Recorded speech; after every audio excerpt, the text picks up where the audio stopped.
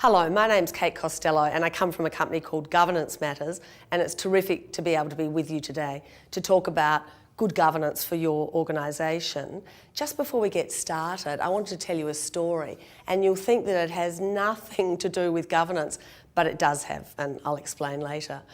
My background's in law, and some years ago I came back to my office. Someone had sent me an article which was about, or purported to tell you, what personalities were like in a room according to where people chose to sit if the room was set up as a U-shape and you were the facilitator. And because I did a lot of work as a facilitator, I was interested in it. What the research said is that the person who sits second to your right is out to get you in a major way. They're the classic devil's advocate. They want to disagree with what you say, they want to prove they know better. And they said the people on the right, a bit like that, but not as much as the second person in. Then the research said the person who sits first to your left is the teacher's pet. That's the individual who sort of smiles at you all the time. Even if you were dreadful, they'd still say you were great, chat to you at, when you took a break. And again, the people on the left, a bit like that, but not so much as the teacher's pet. If it's a U-shape, you'll of course have people sitting opposite you. And they called these people in the research the barons. And they said the barons tend to be slightly elder statesmen. They often sit with their arms folded, and if they're men, they've got greying hair, or women with greying hair. They're the most objective. So apparently their attitude resides somewhere between the right and the left. And they say, we reserve judgment, we'll wait and see. If they do a good job, we'll say so. If not, we'll also say so. Now you think, how strange. I'll tell you what that has to do with governance. I do a lot of work in board evaluations, and sometimes I sit in on board meetings having signed a confidentiality agreement to watch what happens. And what I've found, amazingly, sort of 8 times out of 10, or there are always some exceptions, is that where directors sit in the same position at every board meeting relative to the chairman, what I've just told you is so often right. The person who sits second to the right of the chairman, sorry if that's where you're sitting now, but they'll often be the sort of devil's advocate, the one who's prepared to, debate things with the chairman. And the person who sits first to the left, often the CEO, quite a good thing because you need a good relationship between the chairman and the CEO, but those two will tend to get on well. And what's the point of that story? The point of the story is don't let directors sit in the same position at every board meeting. If you've got someone who takes the minutes, a good thing to do is to have a place name for each board member and to put those around at random. What this tends to do is keep the board dynamic, and that's particularly important if the board's really going to be functioning at a strategic level. It can be threatening to people, particularly when they're very used to sitting in the same position. It can break up factions, but it is a good thing to do. What are we going to have a look at today? We're going to have a look at 3 main points. We're going to look at understanding the role of the board, and we're going to have a look at getting the right skills on the board and encouraging the right behaviour between board members. Finally, we're going to have a look at introducing very effective governance processes. Understanding the role of the board, it seems like I might be insulting you because you think, yeah, I understand the role of the board. But the point about it is that many board members have come from a background where they've been in management and then they're elevated to a board. And they tend to assume that the board's role is to second guess management, to be a check on everything that management is doing. That's not the role of the board. But the board does have to ask itself the question, how do we as board members add value to this organisation rather than just being a cost centre? You are a cost centre because managers have to spend a lot of time preparing board papers, getting papers to you, answering queries, spending time in board meetings. Even if you're in an honorary position and not paid any directors' fees or board member fees, there are still costs. So you want to make sure that the time you spend together as a board is really good time, and that the role you play and the contribution you make is somewhat different from that of those in management. I think the very best definition I've ever heard really is by a guy called John Carver, who writes extensively in governance. He defines really the role of the board as this. The board's role is to create the future of the organisation, not just mind the shop. And I see a lot of boards where most of the effort is spent on what's already happened and what's happening now without any genuine attempt to look at what do we want the organisation to look like in 10 years' time or so. So you're not there to warm the seat. You're there really to say, yeah, let's get today right, but let's make sure we're taking the organisation into a very successful future. In fact, I should say, some of you would be aware of the writings of a guy called Don Watson, and he wrote a book called Weasel Words. I find it amusing to think that the term governance is in his book, Weasel Words, and that's because it is a bit of a weasel word. You hear it all the time. Governance this and governance that, and governments are talking about governance, and NGOs talk about governance. And actually, therefore, it confuses people. It's not that confusing. In many respects, in your circumstances, it means, what is the board doing to add value to the organisation, as opposed to what is it that management is doing? And the best starting point to get an understanding of this is a diagram called the Tricker model, because it was developed by a man called Robert Tricker, who was one of the first academics and consultants looking at governance as a field of learning in the 80s, as opposed to, just some ethereal thing. And Tricker developed this model. The model is interesting. It's not perfect, but it's certainly, it's a good starting point for understanding the role. And if I was with you, I'd stop talking for a minute and just give you a chance to have a look at that model yourself. But because we can't interact in the way we'd be able to if I was with you, I'm going to explain some things about the model to you. So you'll notice some things. First of all, you'll notice that some of the functions of the board relate to the past and the present. They're the left-hand functions, accountability and monitoring and supervision, and we call those the compliance or conformance functions of the board. And you often hear about that, don't you? The board's, compliance. But equally, you'll see that the board has to worry about stuff that's on the right-hand side. And these are the areas or the functions that relate to the future. And we call these functions, strategy and policy, we call these functions the performance functions of the board. You'll also notice that some of the things the board has to do will translate the organisation to the external environment. They're the top functions, accountability and strategy. And then some of the things that the board has to worry about are happening inside the organisation to achieve what it wants to achieve. So that's monitoring and supervision and policy making, the bottom section. Central to all of this is the word CEO, or in your case it might be general manager, or whoever the senior manager is. The board's role is to be crass, hire and fire, and performance manage the person who occupies that position. Now that all sounds terribly boring. A lot of boards spend a hell of a lot of time on the left-hand side. More about that in a minute, but perhaps not enough time on the right-hand side. When I ask boards when I'm with them, tell me which quadrant you spend most of your time in, most of them will say bottom left. Monitoring and supervision, most of them will say this. If it might be sort of a board related to government, they might say top left, accountability, because they're very worried about accountability to the minister or the shareholding minister. But look, I tell you, 80% of boards will say we spend most of our time in the bottom left, monitoring and supervision. You say, what do you do that for? Why? If you say why, they'll say, well, because we've got too many accountants on the board, or too many lawyers on the board. In other words, they'll talk about the skill set of the individuals who sit around the table. And if you've had a particular training, like my original training in law, it can overly develop some aspect of the brain, that means you want to cross T's and dot I's a bit more. Good skills, but you need to balance it with the other side. Another reason why boards spend a lot of time in the bottom left is because of the way they order the agenda for board meetings. But I'll tell you more about that in a second. But most boards think you have to run an agenda in a particular way, and you don't. You don't. You can do it however you want. But I will explain what good boards do in a moment.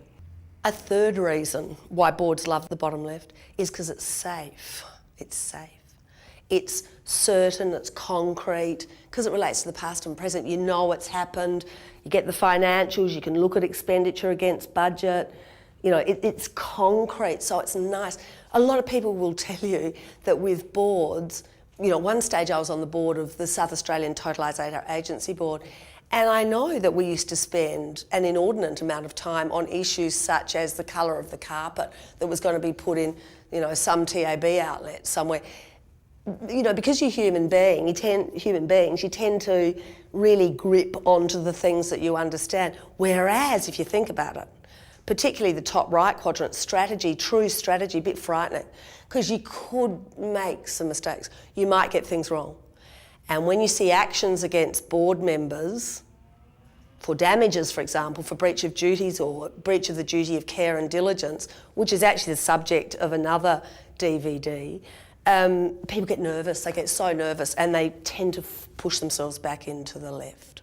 So there are all sorts of reasons why time is spent, I think, in the bottom left. One other thing I want to tell you about this model. If the world was perfect in governance, which it never is, if the world was static and whatever, you would start somewhere in this model. You would start in the top left quadrant. You would start with accountability. And as we go on, that's what I'm going to explain to you. So I'm going to go into each of these quadrants in more detail as we go through. But the arrows would work like this. You would start in accountability and get that right. When you got that right, you'd move to strategy and you get that right. Once you'd developed that big S strategy, you'd move to bottom right. You'd put the internal rules in place to deliver it. And then you could move to bottom left and monitor and supervise that all of this was happening. However, life's not quite like that, I know. So, you know, you'd be spending different amounts of time in different quadrants depending on things like, if you've got a really clear strategic direction, really clear, and you're in a sector that's not changing that much, the external environment, why would you be spending all your time in the top right? You've sort of done that. But if you were going broke, you know, worried about your finances, highly likely you're going to be in the bottom left a lot, biting your nails, and some would say you should be in the top right. You know, if you're going broke, your strategy's not working, but it's pretty gutsy to do that. So I know the world isn't perfect, but I hope you agree that that model, just as a diagram, is a little bit helpful. Now I'd like to spend a bit of time in each of these quadrants for you. So let's have a look now at the top left-hand quadrant of TRICA, accountability in more detail. And the board and the organisation have to worry about the entities or the groups to whom the organisation is accountable. And unfortunately, there are some of those groups where you can't say, no, we don't want to do what you want us to do. And some examples of that are the law and regulation. So, for example, you can't say, don't like occupational health and safety law, so we're not going to worry about that. Or not crazy about trade practices, so let's not comply with one of the sections there. You have to. And usually the way the board ensures that's happening is by endorsing policy that relates to compliance with laws. There's something else you can't say no to, your constituent document, which means your rules or your constitution. And if you're a statutory authority, for example, you'll have your own Act of Parliament, and that legislation will stipulate how you do things. What amazes me in many sectors is how often boards are ignoring what their constituent document says, what their constitutional rules say. So, for example, they might specify that something needs to be done in a particular way, 28 days notice before a general meeting, and they're just not doing that in the way. Now, that's okay as long as something doesn't go wrong, but I can tell you one of the primary indicators of a director's breach of care and diligence is not following your own constituent document. And when I say constituent document, that means the document that created you. You have to know what it says. If you don't like it, you have to change it. Creditors. Be nice to be able to say no to creditors, but we can't. Might be banks Or it might be your suppliers, so you undertake to pay people in a certain period of time, and you need to, otherwise you're in danger of trading insolvent, which would mean potentially personal liability for you as directors. Other contractors as well, government funding. Any of you who receive government funding know all the paperwork that has to occur to answer for that funding. And sponsors, will sponsor you on the basis of an agreement that they get certain coverage for that. Well, you have to honour those agreements. But there are some groups to whom the organisation and the board is accountable that you need to listen to, but they can't always have what they want all the time. You don't absolutely have to do exactly what they want. And examples there, the owners, whether the owners are shareholders or members or the government, customers, staff, and generally the wider community. These are the groups that create some difficulty for the board, because what the board has to do is listen to these groups, but it won't always be able to deliver to each of these groups exactly what that group wants. Some examples of good governance practices in the top left-hand quadrant of TRICA relate to the board instigating high-level ways of listening to major stakeholders. I see boards that spend a lot of time on their financial key performance indicators, but they never, ever, ever really measure appropriate non-financial measures. And sometimes those measures will come from having listened to your major stakeholders well enough, customers, staff, members, and the board needs to consider how it's going to track those numbers, because they are the leading indicators, I think, of future financial or efficiency performance. Also, the board's got to worry these days a lot. Everyone talks about risk. So you've got a risk management framework, whatever. But I just want to tell you something about risk. Interestingly, you might remember there was an Australian insurance company called HIH, and it collapsed. And in the collapse, or following the collapse, there was a Royal Commission. And the Royal Commissioner was a man called Neville Owens. And he actually said, as part of his findings, really, that the best risk mitigator any organisation can have is not policies or processes, not stuff that's written. The best risk mitigator is your culture. And not a lot of boards spend too long thinking about the culture of the organisation and how they might infuse a positive culture. So let's have a look now at the quadrant I like best of all, really, strategy, and the top right quadrant, having moved from accountability. I think often people are confused in a way about what strategy formulation means. There's a sense, some people are critical of that terminology because they think it's saying the board must formulate the strategy itself, whereas of course in reality, mostly a lot of the strategic thinking for discussion and planning comes from management.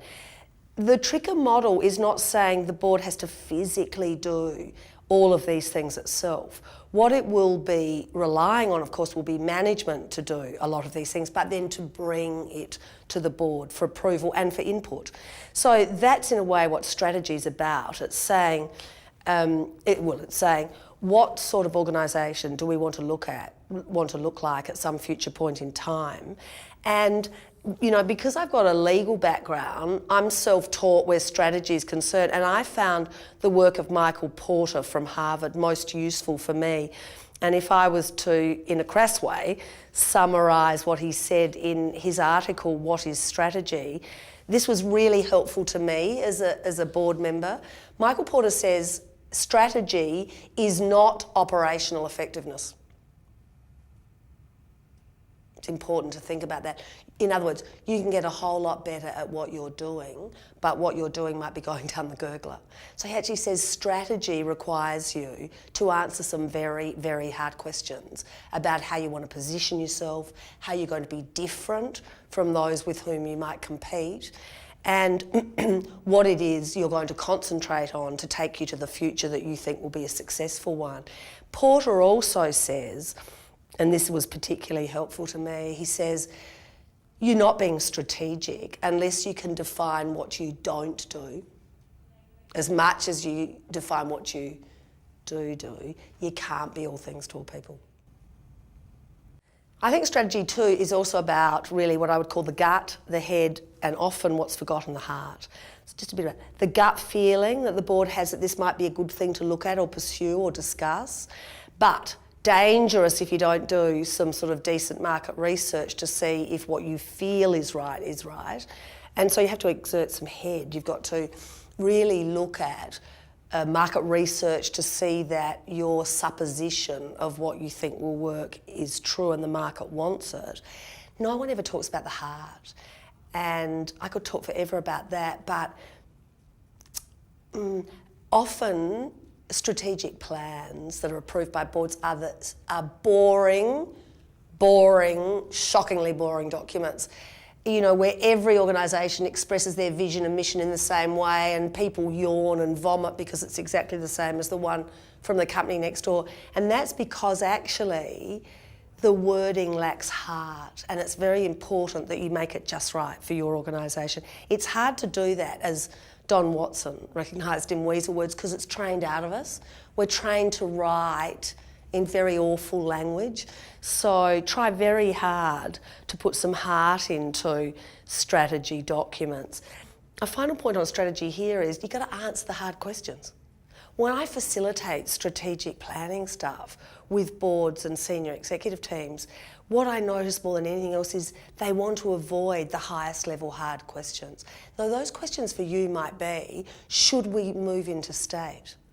Or should we discontinue that particular offering because it's not serving our purposes anymore? Or to what degree should we have this particular product or service cross-fertilising a financial input to another product or service? These are the big questions, and if you're not prepared to answer them, you might as well shut up shopping because you're not being strategic. So what are some examples of what good boards do in strategy? Well, they're prepared to put their money where their mouth is, and they do develop longer term strategic plans. So they're prepared to say this is what we want to look like 10 years out. Now that's got to be reviewed all the time because the world can change. But to have a picture about what you would like to look like is very important. But can you notice that in the PowerPoints it says with measures? With measures. The one thing most boards fail at is they actually don't develop the KPIs, key performance indicators, that will measure achievement of that strategic direction long term. Hard to do, but most important.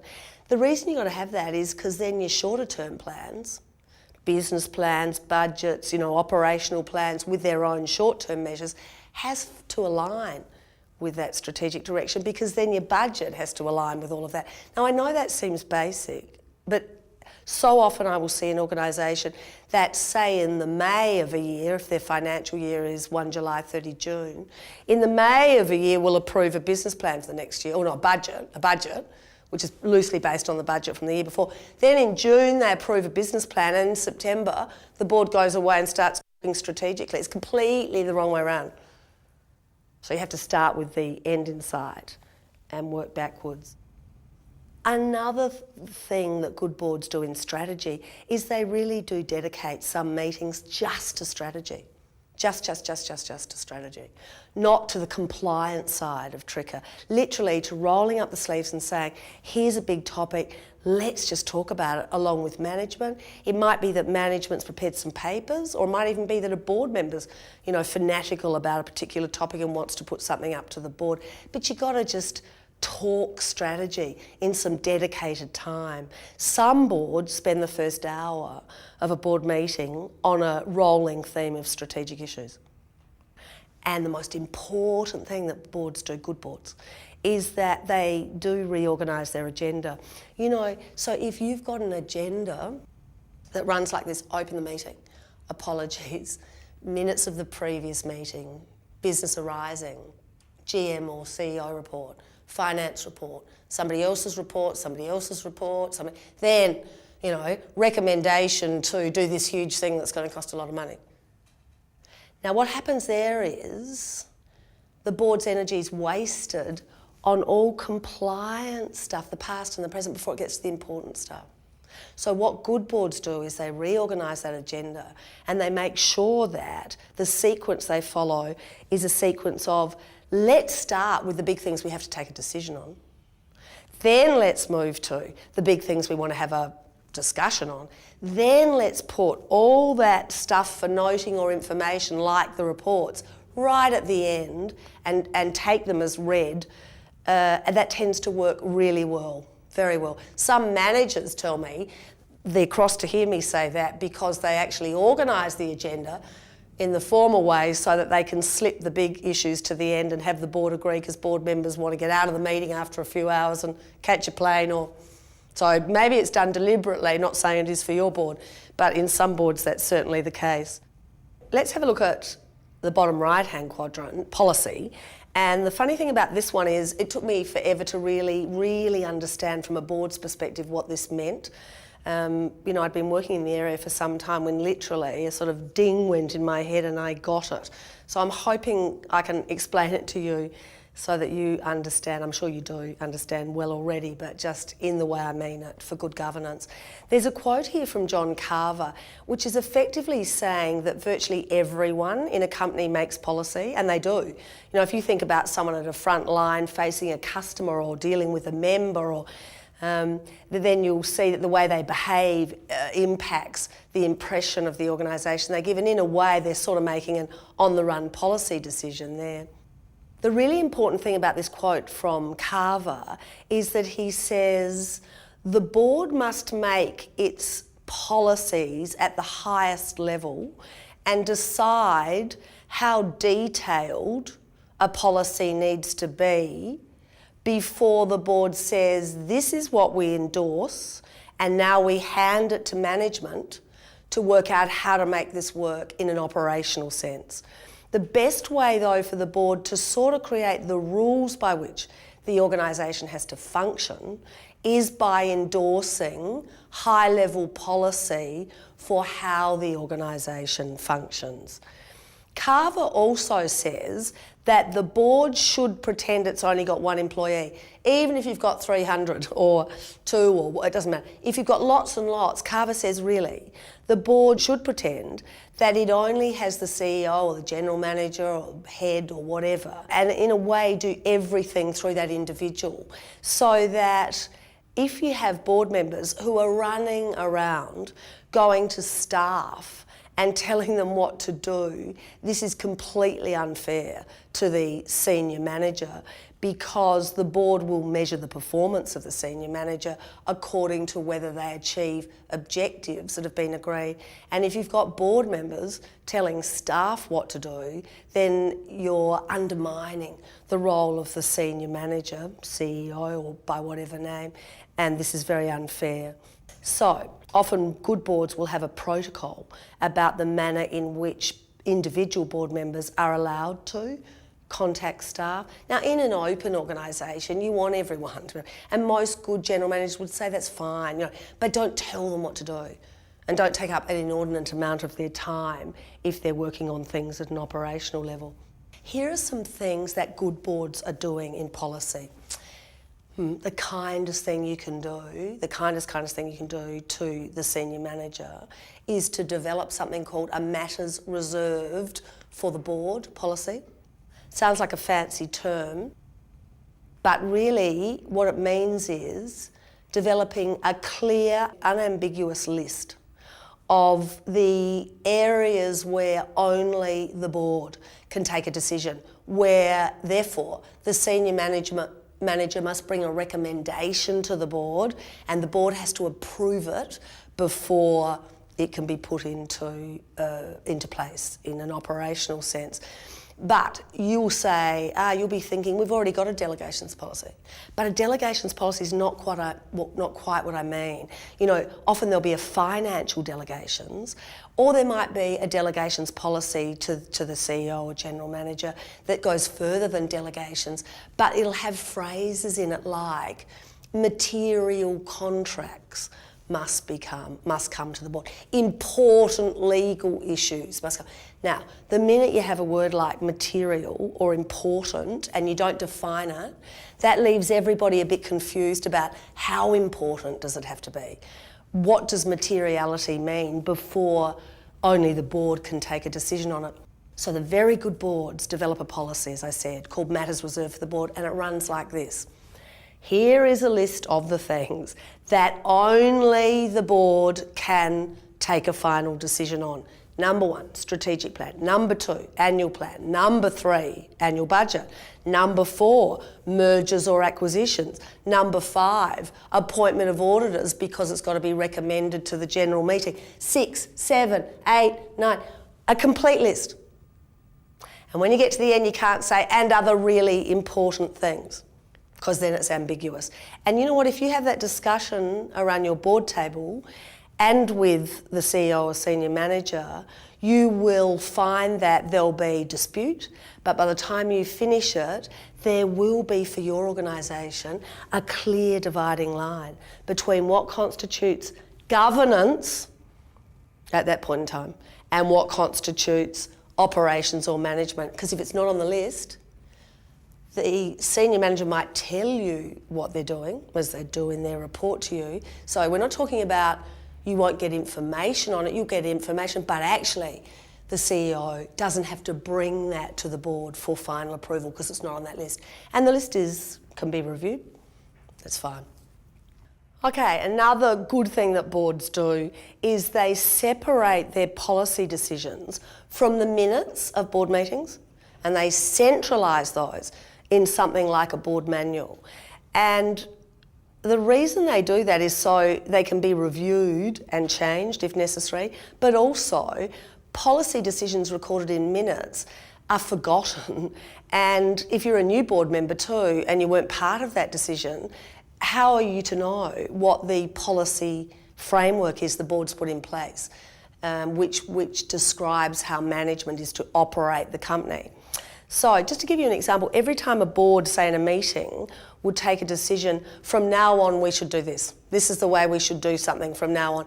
Actually, they've made a policy decision.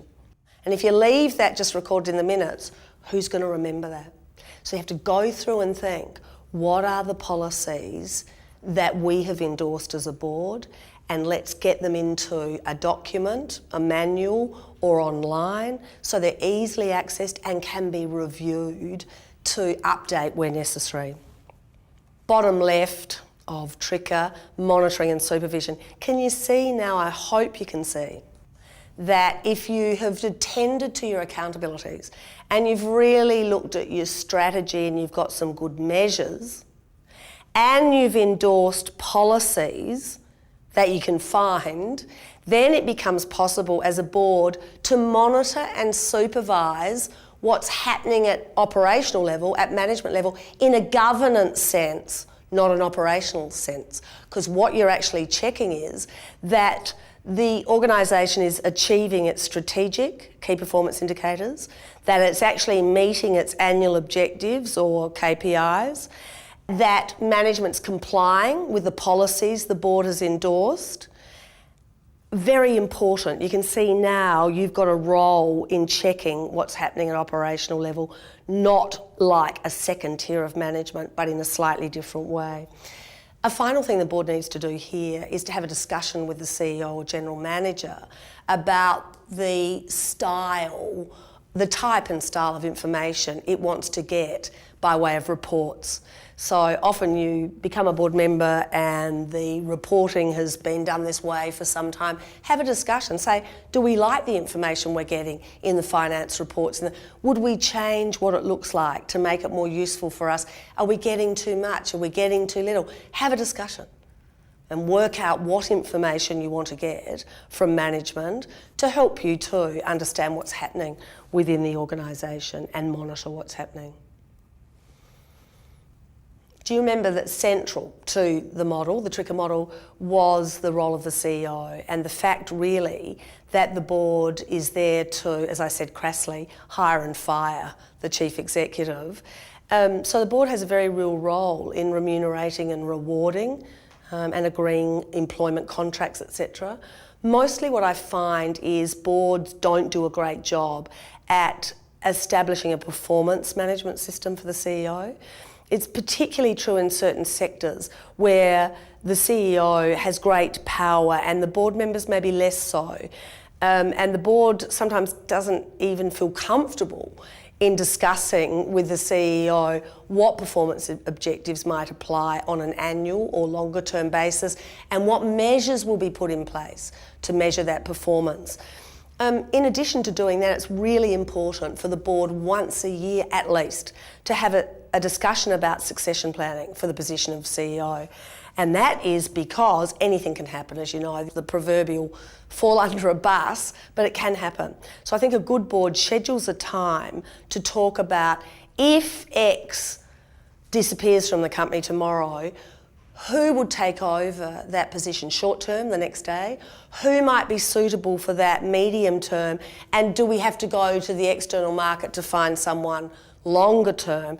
This is a discussion where a plan should be put in place for that eventuality, even though you're often hoping that that's not the case. So do you remember right back at the beginning I said the very first thing for a board is to understand its role? I'm hoping that you have a bit of a more enhanced understanding of your role as a board now. And I then said we're going to have a look at the fact that boards need to get the right skills on the board. And this is a bit contentious, this one, but I have to tell you what I think. So, for example, there's some evidence, though not conclusive, that the size of a board makes a difference. Once upon a time, I used to see boards of 35. Sometimes in some organisations, there will still be a board or council of 35 people.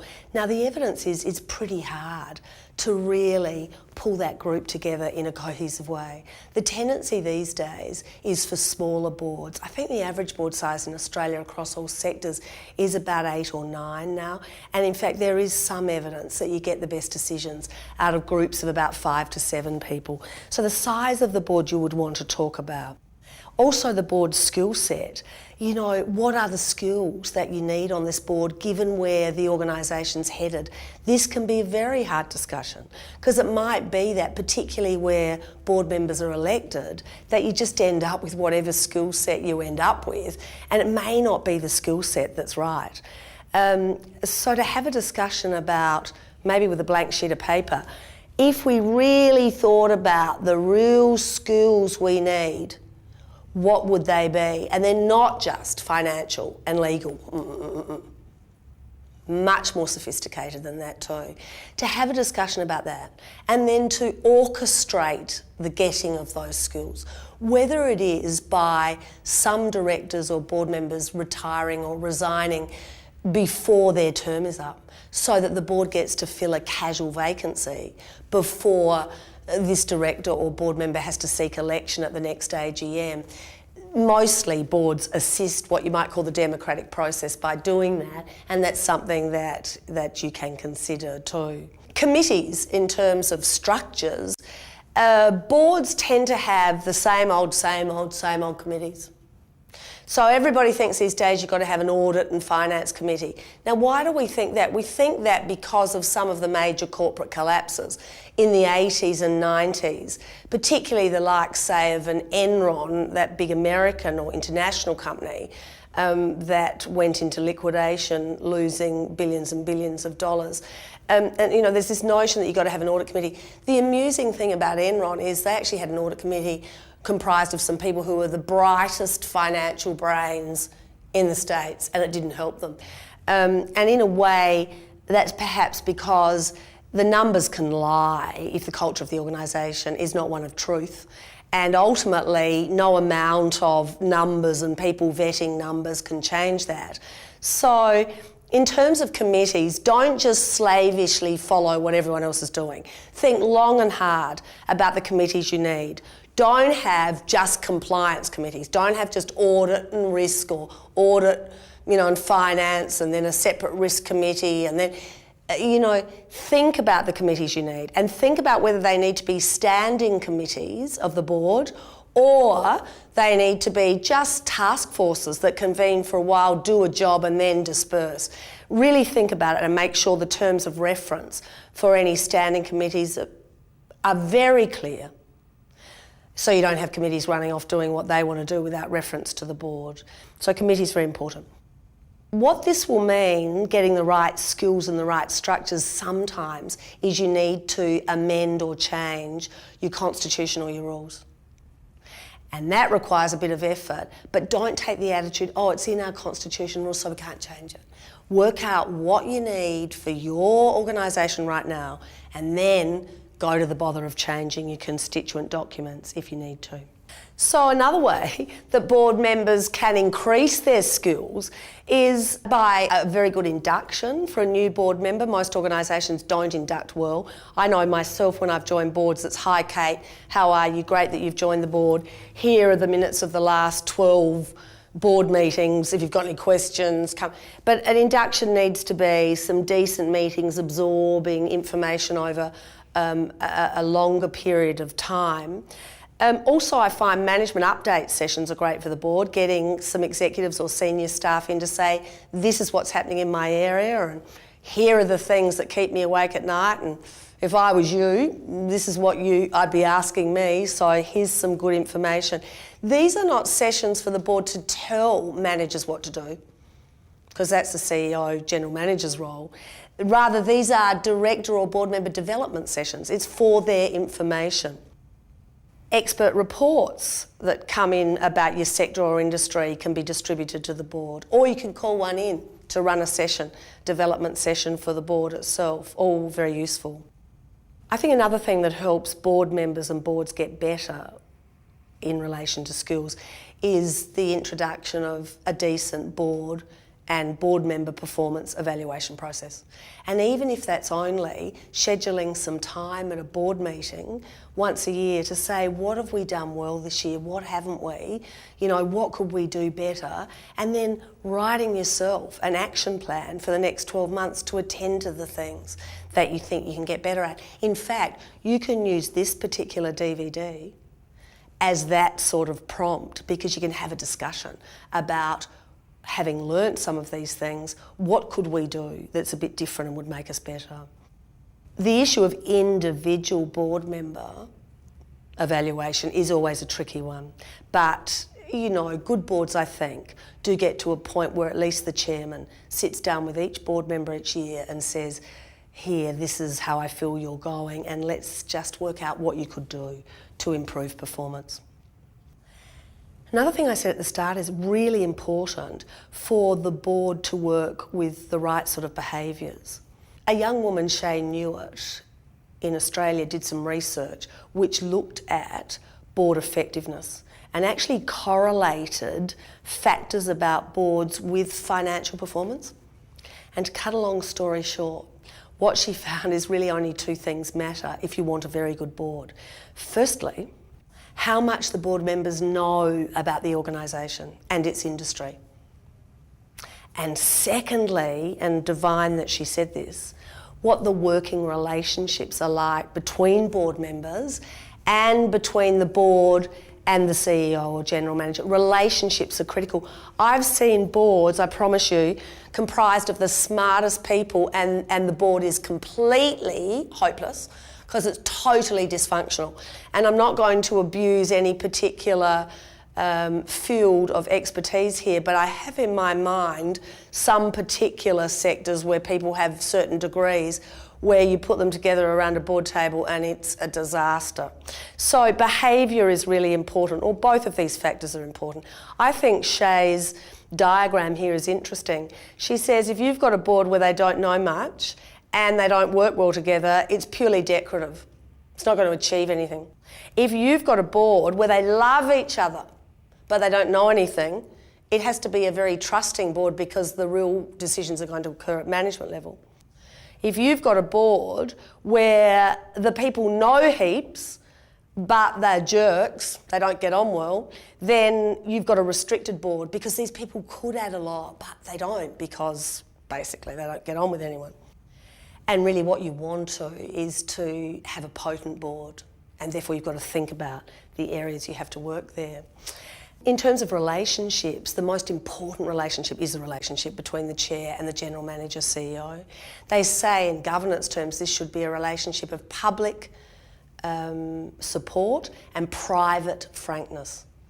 So if you see a chair and a general manager, CEO fighting all the time, there's big trouble. Somebody has to go.